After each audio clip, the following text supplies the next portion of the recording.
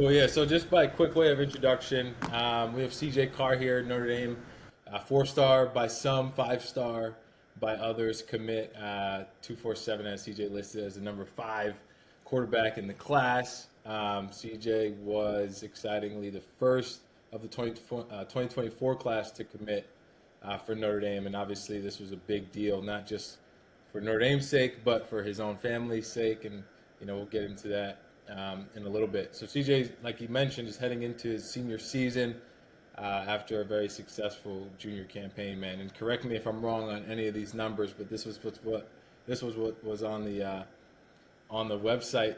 You logged close to a 70% completion percentage, threw for almost 3,000 yards in the air, 26 TDs, and then the ground game was also intact with over 200 yards and 7 TDs coming using your legs. But the thing for me, man, you receive high praise from people around you, right? I think on the field, off the field, in the classroom, obviously, you excel at all parts of your life, which I admire. And I love this quote from your guy, your quarterback coach, Will Hewlett. He said he loves football. He has the complete package. He has the athleticism and the arm, and he has the mind. People are so impressed by his ability to execute on the board, in the classroom, and on the field. He has the complete QB package. So welcome, man. Welcome to the MOGL podcast. Thanks for joining, and I'm excited to have you here. Thank you so much for having me on. I really appreciate it. This is a cool podcast, and meeting you guys at the Elite 11 was an awesome experience. It took us a while though to connect post Elite 11. CJ, don't lie about that. It did. I was all over the place. Usually during the season, I try to stay off Instagram, stay off Twitter as much as I can, just because it's such a distraction, and so many people are coming at you from different ways. But I hopped on one day and I was so late on the DM. I apologize for that, but not want to miss this. It's all good, man. Where are you at? I'm in South Haven right now for a little family vacation before the season starts. Okay, cool. Is that one of the what are they called? The Blue Angels? Do you know what those are? No, what is that? They are like the military. Oh, Um, yeah. I That's what think it they looked only like. was it? Yeah, I think so. Yeah. I think they. I don't know if they only do them around around July 4th. But yeah, I was up on Lake Michigan one year for July 4th, and they had like the Blue Angels going back, and it was the sickest performance because it's like 5 of the fighter jets like in that little Yeah, triangle form. that's so But it was cool. sick, man. How you doing? How long are you up in on vacation for? We are here till Sunday, and then we come back and start practices Monday. So this is like the last kind of downtime we get before the season starts. Yeah. How was the summer for you? What'd you It was guys? really good. It was really good. Got in the weight room a bunch, so put on a few pounds, and then felt great throwing the ball this off season too. So it's been really good. Yeah, man, you look great tossing the ball around, especially at the Elite 11. Did you have to take time away from your high school program to go to the Elite 11? We I were know I did. Yeah, we were in like we weren't practicing. We'd throw every once in a while, and then we were in the weight room every day.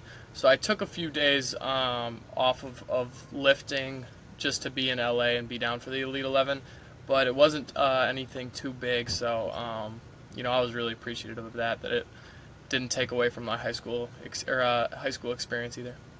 Yeah, because it's all. I mean, you love those guys, right? Like, Oh yeah. and you feel. I don't want to say you feel weird, but for me, it was just like, all right, I'm taking away time from the program, the guys, right? Everyone's committed through the summer.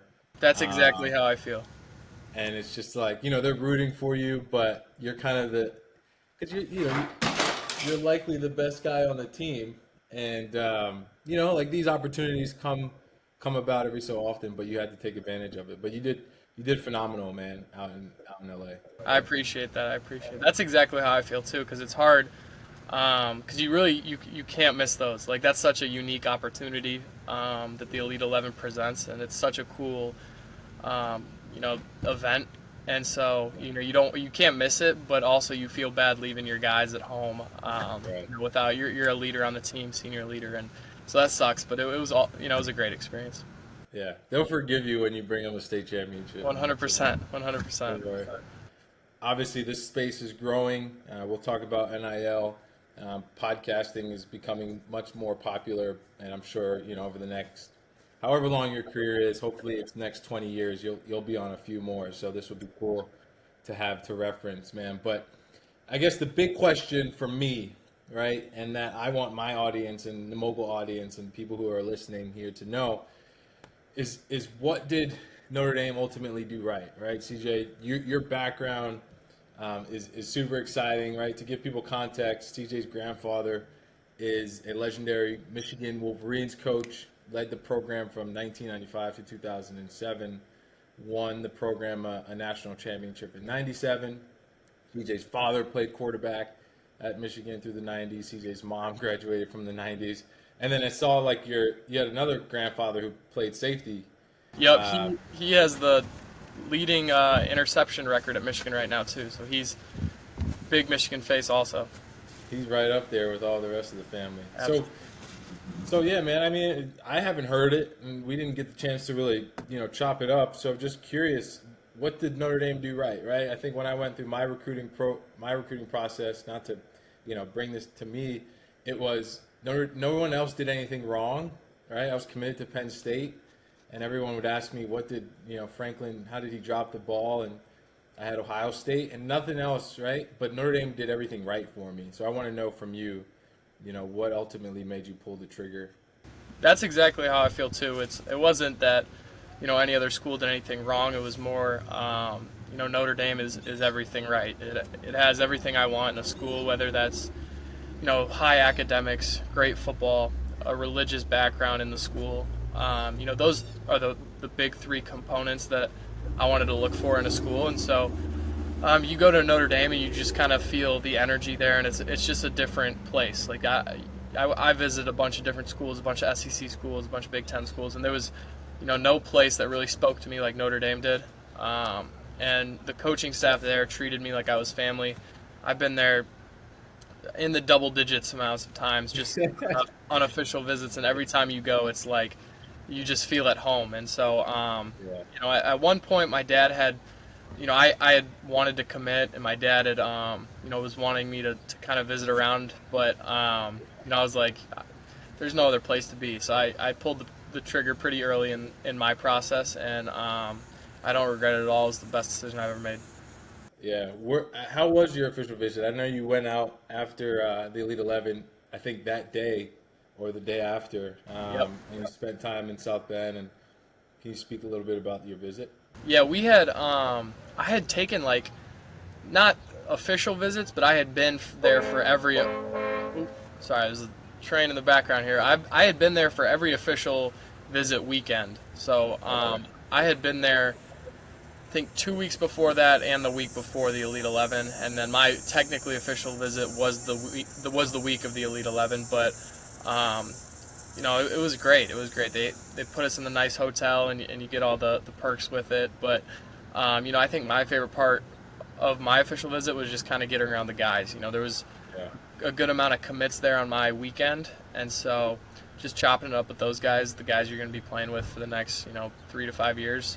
That's that was the most important part for me. I guess so. You sound like you've been there a couple of times, and you also spoke about the coaching. The coaches treating you as if you were family. So it brings me to my two next questions, right? As you being the first guy, and can you confirm this, that you were the first guy in the 2024 class to commit? I think I was the third, but two guys decommitted, so technically still here. I'm the first.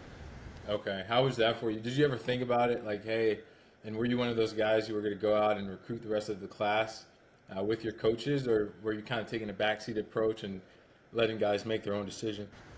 I think it was really important for me to build a class and help the coaches kind of recruit the guys. You're never going to pick a school off of the commits that are there, but I think that's definitely a big, piece of it is making the kids comfortable around you and making them, feel at home every time they go to Notre Dame. So, I wasn't really pushing kids hard to commit, but it was more of, just building the relationships with some of the best players around the country and some of the best people around the country. So I think it was a mixture of both. You want all these kids to come, be a part of something special, but you're also not going to, kind of push too hard. Everyone's trying to do the same thing and have a great college career. So kids will, wherever God's path leads for them is that's their path. But yeah. For me, when I was at the Elite 11, we had the opening. I don't know if you're familiar with how the opening worked, but we got to throw to guys. I mean, we had guys like Calvin Ridley, Auden Tate, George Campbell, all these big-time receivers and tight ends and people that you could, wish to be throwing to that are now in the NFL thriving. There was a recruiting frenzy for all of the quarterbacks. You know what I mean? Especially the guys that were like committed to, like Sam Darnold was in my class, committed to USC. Ricky Town was another guy. Blake Barnett. Like these guys we're all recruiting against each other. You know what I mean? As the quarterbacks. So that was fun. But you also spoke, CJ, towards the coaches, right? And some of the guys treating you like as if you're a family and already on campus. I'm assuming one of the biggest guys to be recruiting you was Tommy Rees, right? He was for sure. He was the biggest factor in my recruitment. Yeah. So I guess, did that have any impact on you? Him going down to the SEC and leaving to go to Alabama, or like where was your head at after you heard that news? Yeah, it was hard at first just seeing him leave. He had been. He was one of the only coaches that really recruited me just because everyone kind of thought I was a Michigan lock. And so that kind of spoke to me when he came into the building, into my school every other week and really was, just confident in himself and confident in his recruiting abilities and kind of just showed me a lot of love. So it was a 1.5-year relationship that we had built. So to see that go was really hard and pretty sad in the moment. And, I still love Coach Rees. He's at Alabama. I'm sure he's going to do great things there. But at the same time, I had also put a lot of, faith in Coach Freeman to kind of pick the next guy and pick the best option. And I think that's what he did. I have a lot of faith in the coaching staff there right now. I think we got great guys in the building who are going to put the players in the best position to succeed. So, it was hard to see him leave, but you also trust, the coaching staff. Yeah. I guess, this is one of the questions I had kind of later for our conversation, but you brought it up, right? Like heading into South Bend next season and into a quarterback room that's going to be really young and I guess for lack of better terms, inexperienced as far as your playing product goes, right? So what's your mindset going in, man, next year? And then we'll shift a little bit towards NIL and some of your personal progression. But what's your mindset heading? Yeah, I think my mindset going into next year is kind of just to beat myself every day and be a better version of myself. I think, wherever you go in the country, there's going to be kids who are older than you, who might be, might throw the ball a little further than you. But I think if you can, just beat yourself every single day and compete with yourself, then you're going to have a great chance to succeed. So, I'm trying to go in there not too worried about everyone else, but more, focusing on myself and what I can do. Yeah, and like you said, you place the faith of the right decision being made in the hands of the coaches, right? And hope that they understand the game and understand who's gonna put the team in the best position to win. NIL, name, image, and likeness. Obviously, why majority of the conversation here.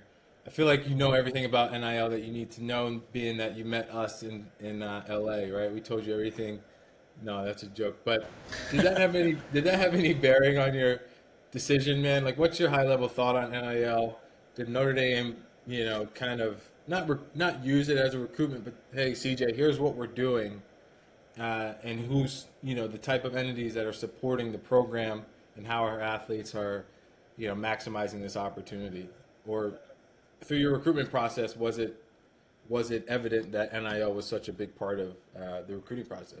For sure, I think NIL is definitely something you have to look at when you're being recruited.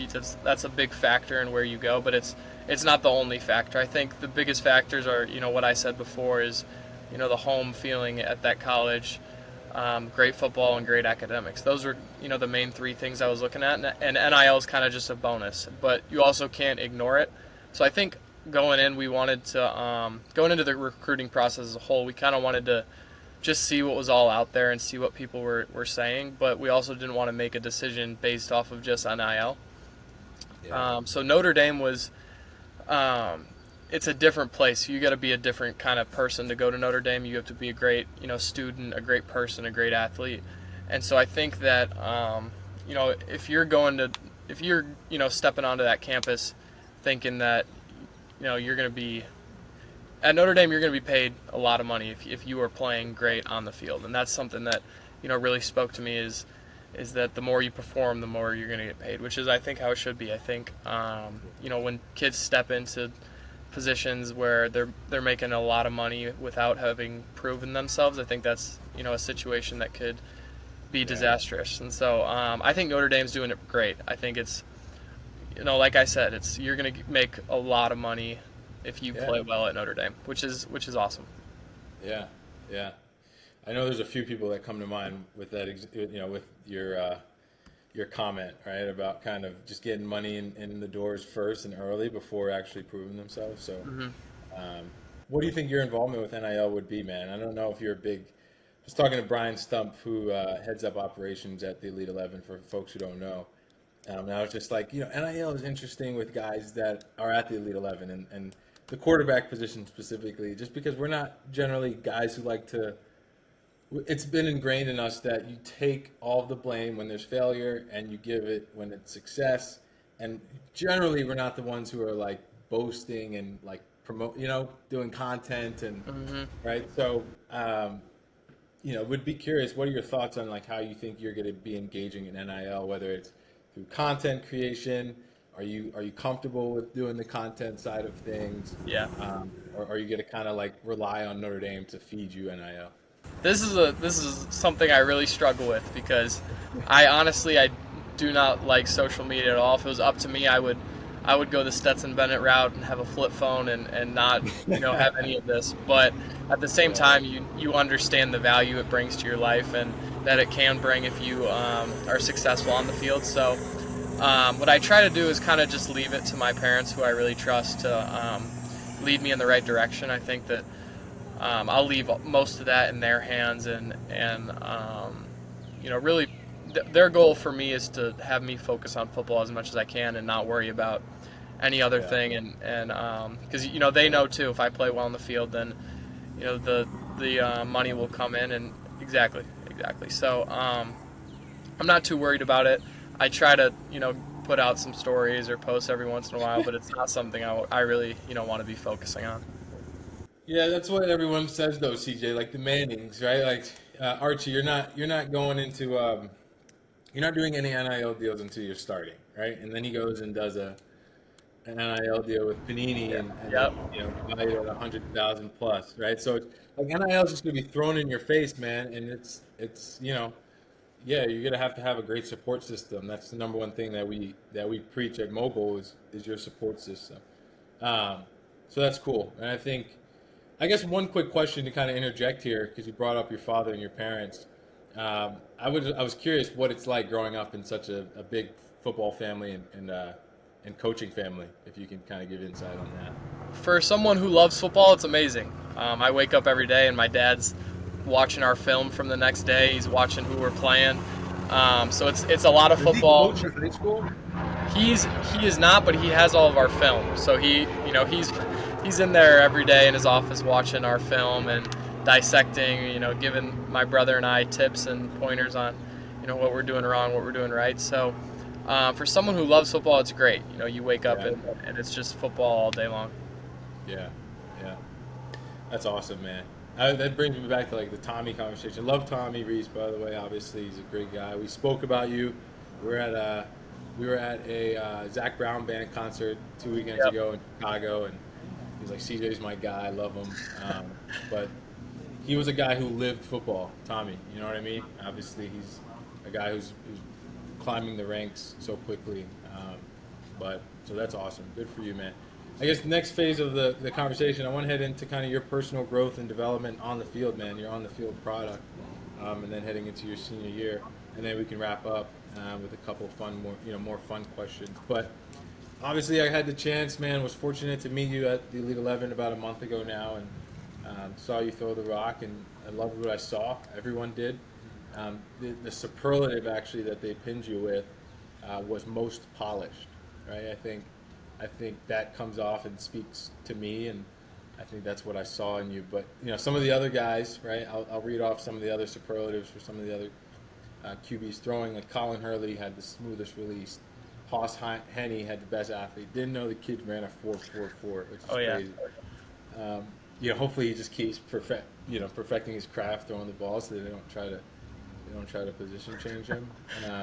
Biggest gunslinger was Ryan P. Steady hand, Air Nolan. Hell of a name. Best mechanics was Ethan Grunkemeyer. One of those guys can throw it. I forget if it's Grunkemeyer or the Penn State kid, or if that's the Penn State kid. That is the Penn State kid. Yep. Yeah. So what do you think about that, man? Most polished, coming away from the Elite 11. Like, Yeah, you got the chance to assess all the other guys. Like, what are your thoughts? it's an honor, but at the same time, I don't really. I try not to put too much of my confidence in what other people say about me. I love that people are recognizing that I can throw the ball great, but there were 20 kids at that camp that can all throw it with anyone in the country. So I think the biggest thing about the Elite 11 for me was just meeting all those kids and starting those relationships. I think that everyone else is going to walk out of the Elite 11 knowing that Colin Hurley has the smoothest release and Aaron Nolan has it, and the superlatives. But what the quarterbacks are going to be, walking out of the event is, just thinking, wow, I really enjoyed talking to Colin Hurley. I really enjoyed talking to whoever, Ryan Puglisi, whoever it is. Like, that's what that's what we're going to be thinking about the whole time. So I think coming out of it, that's really what it was. Is it's not as much about trying to win the Elite 11, but more so, these are the kids where you're going to be playing against for the next 4 years, and they're trying to do the same thing as you. Is be a great high school quarterback, go to college, be a great college quarterback, and then make it to the NFL. So it was a really cool event, and I'm just so blessed to have been in that position. Yeah, it was awesome, man. I was doing a little bit of reading, and they were saying that you were kind of the glue, I'd call it, right? Guys kind of gravitated towards you, and I think it's a Notre Dame thing where you just kind of have that it factor, I call it, and that swag where guys, what I mean, kind of respect you, and that's what that's what was said about you and after the Elite 11. So that's awesome, and it definitely is, right? Coach Doug Peterson was talking about it, kind of just being the leader, and what leadership meant, right? I think that was super important, and yeah, the relationships that you're going to build through that 20 groups of 20 guys is going to be awesome and lifelong. Heading into your final season, man, a couple of last questions.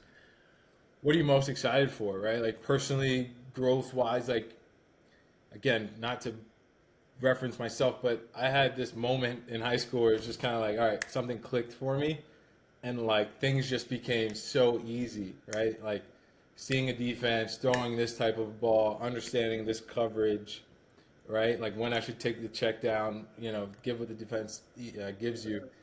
Like what are you most excited for? Where have you seen your most growth come over this summer?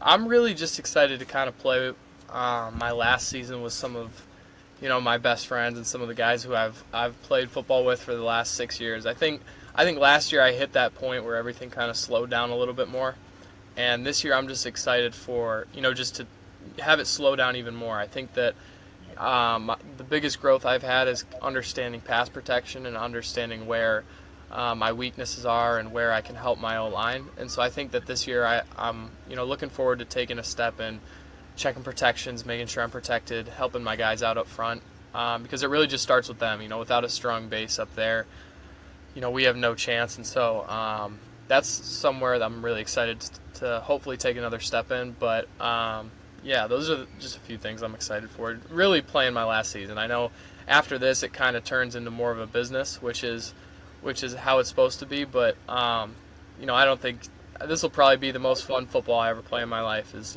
Friday night lights with my high school guys. Yeah, it is kind of fun running out of that tunnel, CJ. Though I can't lie to you. I'm excited for that too. I'm excited Especially for if that you're too. going to play, you're playing Michigan, then you won't get another experience like that. What do you expect to be the biggest difference between high school ball and college ball? I think I guess you can say from freshman year, like what do you think is going to be ultimately the biggest shift for you? I think it'll be the speed of everything. The kids are going to get faster, the receivers are going to be better, the D line's going to be bigger, stronger, and then there's also going to be more processing. The playbook's bigger, the checks you got to make are more complex. So just the speed of everything is going to be for sure an adjustment, but it's also something I feel like I'm ready for. I think that I'm very excited for my senior season in high school, but at the same time, I feel like I'm ready to take that next step. So just all that combined is what's gonna be a lot different in college. But I think I'm ready for it. Yeah, that's awesome, man. Yeah, I think the speed. Everyone on the defensive line now is running a 4.5 Insane. or under, right? At like 6'5", 250 pounds. Ridiculous. Uh, Uh, Last question before kind of just rapid fire fun question. Who's Notre Dame getting in a person and in a quarterback when you step onto campus next year? I think they're just getting a competitor. I think that my goal as a quarterback is to make everyone better around me as a quarterback and a person. You just want everyone else around you to grow, and I think that's where the most successful teams are made from is from a group of leaders that just help everyone else, and their goal is to serve. And so I think that's what they're getting out of me, as someone who's going to walk into the building every day ready to compete. Um, and I'm just really excited to get there. Awesome, man. Yeah, definitely enjoy your last year of high school, but I agree with you. I've seen it in first person now, and I'm rooting for you. But last four questions here, quick ones, straight shooters. That should be good for some content. What part of college football are you most excited for? I'm excited this year to see a bunch of the kids who I've kind of gone to camps with and known around the country like start for the first time. I think this is a really exciting year of college football. There's kids that I've been to camps with, and I'm kind of that younger kid, looking up to them, and you're gonna say, oh wow, this kid's starting at whatever school it is, and I saw him throwing a camp 2 years ago. That's something I'm really excited for that I haven't really got to experience yet. Yeah, I feel the same way about the NFL. Like all these guys are now like Josh Allen, Oh Lamar, yeah, Joe Burrow. My fun story that I don't think I've shared on a podcast yet is that Urban Meyer offered me over Joe Burrow, and I was considering Ohio State, and that was one of my top five. And then until I committed to Penn State was when Urban offered Joe. that's so So cool. they got that wrong. So um, second question I got for you, man. Given the chance to shoot up against the Wolverines, Michigan, at the Big House, who's the family rooting for? They're for sure rooting for Notre Dame. I am. I'm hoping. My mom does not want that game to ever happen. Period. Yeah. She's been praying for 2 years now that they don't change the schedule and we're never playing Michigan again. Do they have the schedule for like Yeah, your right family? now we're not playing them, but selfishly, I'm kind of hoping that we'll get a chance to line up against them. That's kind of a dream of mine right now. But and all love to the Michigan fans. Michigan will hold a special place in my heart and my family's heart. But that's selfishly something a team I really want to play. Love that. Last two, man. Do you have a current quarterback that you model your game after, and if so, why? Joe Burrow actually is someone who I really watch intently, and Yeah. somebody that I want to model my game after, because you look at him and it's he doesn't look like a stellar athlete, probably doesn't have the biggest arm in the NFL, but is so smart and intelligent on the field. Has sneaky athleticism, will get away from the rush, great pocket movement, which is something that I try to pride myself on, is all of those intangibles and all those things that come together to really make a great quarterback. And so he's one that I really look up to and really hope to Yeah. someday become something like that. I call it the it factor again, and you're gonna surpass it, CJ. That's how we talk. Is you're gonna be better than him. But I call it the it factor. He has that swag to him, He right? does. He does. Like no The one, way no he one. carries himself, it's like, I don't know. It's infectious. It's awesome. Yeah, yeah. Last one here, man. What is one or two things? This one's for the fans, right? Um, what is what is one or two things you wish fans knew about you, or had a little bit more empathy for athletes going into school? Yeah, I hope fans know that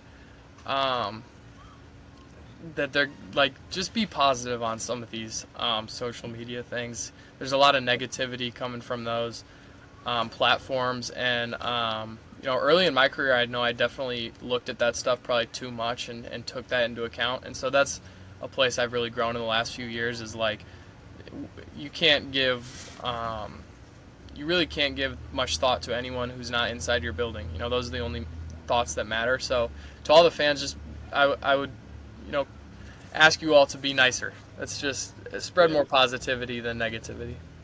Right. Be a fan, right? Like, be a Exactly. positive Exactly. fan. But awesome, man. Thanks so much, CJ. We have CJ Carr here, heading into his final season, Notre Dame 2024 quarterback commit. Excited to watch you ball next year and then beyond into the rest of your career, man. Thanks again for joining. Thank you so much for having me on. It's a great time.